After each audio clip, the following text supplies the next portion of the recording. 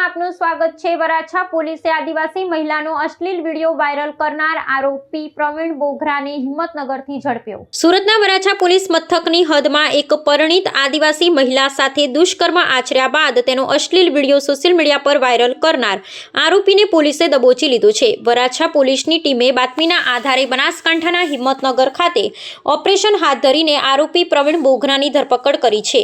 ભોગ બનનાર મહિલાએ હિંમતપૂર્વક પોલીસમાં ફરિયાદ નોંધાવતા તંત્ર દ્વારા તાત્કાલિક કાર્યવાહી કરવામાં આવી હતી। આ કેસની વિગતો મુજબ આરોપી પ્રવીણ બોઘરાએ મહિલાની મરજી વિરુદ્ધ શારીરિક સંબંધો બાંધ્યા હતા અને ત્યારબાદ મહિલાને બદનામ કરવાના ઈરાદે તેના બીભત્સ વિડીયો ઇન્ટરનેટ પર વહેતા કર્યા હતા। આટલું જ નહીં, આરોપી પીડિતાને જાનથી મારી નાખવાની ધમકીઓ આપી સતત માનસિક અને શારીરિક યાતનાઓ આપતો હતો।